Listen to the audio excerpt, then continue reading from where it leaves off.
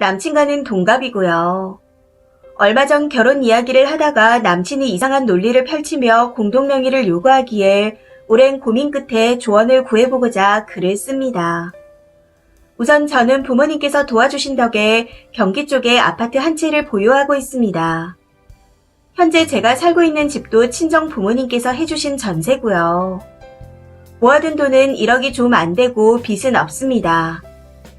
남친은 현재 본인 명의의 오피스텔에 거주 중인데 오피스텔을 살 당시 대출한 금액이 3천 정도 남아있는 상태이고 모아둔 돈도 3천이 조금 넘는 상태라고 들었습니다. 남친 직업이 공무원이라 데이트할 때 작은 걸 하나 하더라도 제가 낸 적이 많았었고요. 저는 월급이 따박따박 나오지는 않지만 나름 전문직이라 돈을 잘 벌고 있는 상태입니다. 아무튼 이런 상태에서 남친과의 결혼 준비를 위해 양가에 인사를 드렸고 상견례까지 마친 후 결혼 날짜를 받아놓은 상태입니다. 그런데 얼마 전 집에 관한 이야기를 하면서 어이없는 문제가 발생했습니다. 결혼을 하고 나면 남친의 오피스텔은 세를 놓고 제 명의의 아파트를 신혼집으로 쓸 예정이었습니다.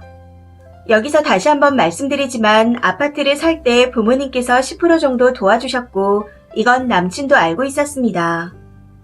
그런데 남친이 우리 신혼집은 네가 완전한 자력으로 산 집이 아니기 때문에 부부끼리 공동명의로 하는 게 맞는 것 같다 하고 뜬금없이 말하더라고요.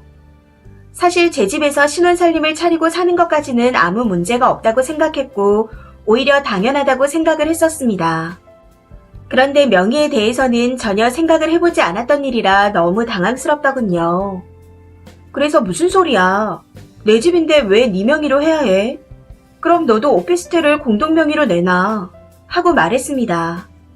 공동명의 얘기도 어이가 없었는데 거기서 펼치는 남친의 논리가 너무 기가 차고 어이가 없더라고요. 제 말에 남친은 내 오피스텔은 내 스스로 산 집인데 왜 공동명의를 해야 해? 너는 부모님께 도움받아서 산 거잖아. 그러니 공동명의를 해야 하는 게 맞는 거 아니야? 하고 말하는데 이게 진짜 말인가 반긴가 싶더라고요. 그래, 부모님께서 집 사는데 도와주신 건 사실이야. 그런데 내 부모님이 도와주셨지 네 부모님이 도와주셨어. 내 부모님 돈이 네 것도 아닌데 왜 네가 선심 쓰는 것처럼 말을 해? 지금 네가 하는 말이 상식적으로 맞다고 생각하는 거야? 하고 따졌습니다. 그랬더니 그건 중요한 게 아니야. 그런 식으로 말하면 내가 섭섭하지. 하고 말하더군요. 사실 제일 당황스러웠던 부분이 여기였습니다. 진짜 실제로 저렇게 말했거든요. 제 부모님께서 딸을 생각하는 마음에서 선뜻 도움을 주신 거였는데 그게 왜 공동명의를 해야 하는 이유가 되는 거며 본인이 왜 그렇게 섭섭한 건지 아무리 생각해봐도 이해가 되지 않았습니다. 여기서부터 슬슬 빡치기 시작하는데 침착하자 하며 심호흡을 한번 하고는 그럼 네 빚은 너 혼자 갚을 거야? 하고 다시 물었습니다. 그게 무슨 소리야? 지금 내 월급으로 빚을 다 갚기에는 시간이 너무 오래 걸려. 결혼하면 너랑 같이 갚아야지. 하고 말하더군요. 공무원을 비하하는 목적은 아니지만 남친은 본인 월급이 많지 않다는 사실 때문에 늘 자격지심이 있었습니다. 그 때문에 피곤한 적도 많았었고요. 그리고 최근 가구나 인테리어 등 신혼집 보수 이야기를 하면서 리모델링 등 집에 들어가는 건 제가 다 새로 하기로 했었습니다. 그때도 제가 내는 게 당연하다는 듯이 행동하는 게 너무 꼴사나워서 기분이 상했었는데 이제는 명의까지 내놓으라니요. 이것도 사실 처음에는 같이 내자고 할까봐 이건 됐다, 저것도 됐다 하면서 다 생략하려고 하기에 제가 내겠다고 했더니 화장실 타일까지 대리석으로 바꾸자고 했었거든요. 저는 그 집을 사겠다고 수입이 일정하지 않던 20대 때부터 아둥바둥 최선을 다해서 살아왔었는데 그런 남친을 보고 있자니 남친이 제 인생에 숟가락만 얹으려는 것 같아 썩 기분이 좋지 않았습니다. 이런 이야기들을 친구에게 했더니 아깝게 생각하기 시작하면 한도 끝도 없다며 파혼하라는데 솔직히 나이가 나이이다 보니 좀 불안하네요. 하루에도 수십 번씩 생각이 왔다 갔다 하는데 어떻게 해야 할지 정말 모르겠습니다. 진심 어린 조언 부탁드려요. 이게 제가 결혼하는 남자에게 아까워서 고민을 하고 있는 걸까요? 후기입니다. 안녕하세요. 부모님의 도움으로 장만한 집이니 공동명의를 해야 한다는 남친 글을 썼던 쓰니입니다. 글을 쓴 지 열흘 정도가 지났네요. 우선 결론부터 말씀드리자면 파혼했습니다. 결혼 준비를 시작한 지 얼마 되지 않아 날짜만 받은 상태였기에 계약을 했던 게 아니어서 그런지 수월하게 마무리를 할 수 있었습니다. 남친과 그런 대화가 오간 후 며칠 뒤 다시 만나 이야기를 하게 되었는데 제가 먼저 남친의 속을 긁어대는 말들을 했습니다. 일부러 결혼하는 조건을 크게 불렀었죠. 아이는 모자란 거 없이 키우고 싶다. 그러니 매달 300 정도씩 적금을 붓자. 그리고 무조건 반반 결혼하자. 하고 말했습니다.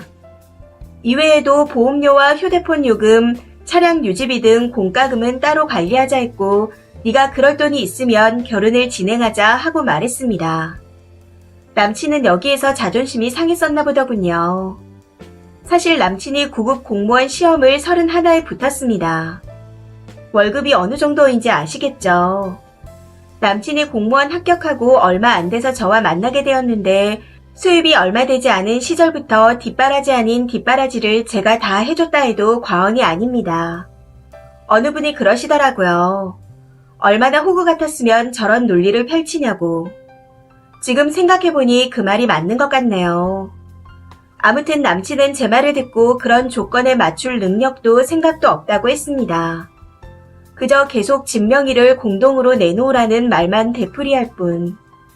막판에는 자기가 돈이 어딨냐며 화를 내더니 조건에 맞출 테니 집을 아예 자기 명의로 이전을 해달라네요. 자기는 빚도 있으니 그것도 같이 갚아야 한다고요. 그래서 그게 무슨 의미야? 그 집을 왜 네 명의로 돌려? 너 내 집 팔아서 적금을 메꾸겠다는 소리야? 하고 말했더니 내가 그 방법 말고 다른 수가 있어? 그리고 결혼하면 공동재산인데 왜 자꾸 네 집이라고 하는 거야? 하고 적반하장으로 버럭 화를 내는 겁니다. 그래서 결혼하면 공동재산인데 왜 내 재산만 공동이고 네 재산은 네 거냐? 그러면서 네가 집 살 때 진 빚까지 같이 갚자? 그건 무슨 논리야? 하면서 저도 소리를 지르며 따졌습니다.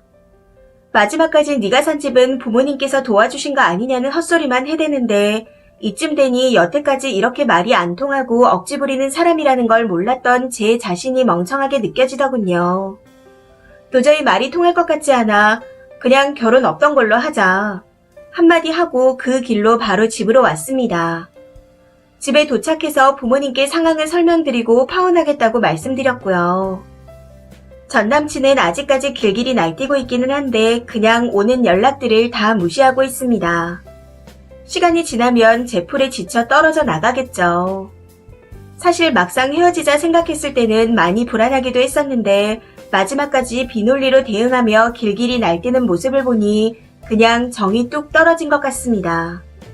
아무런 감정이 느껴지지 않고 오히려 속이 시원하기까지 한 걸 보면요. 돌이켜보면 오히려 그런 상황에서 고민을 하고 있던 제가 바보 같다고 느껴지네요.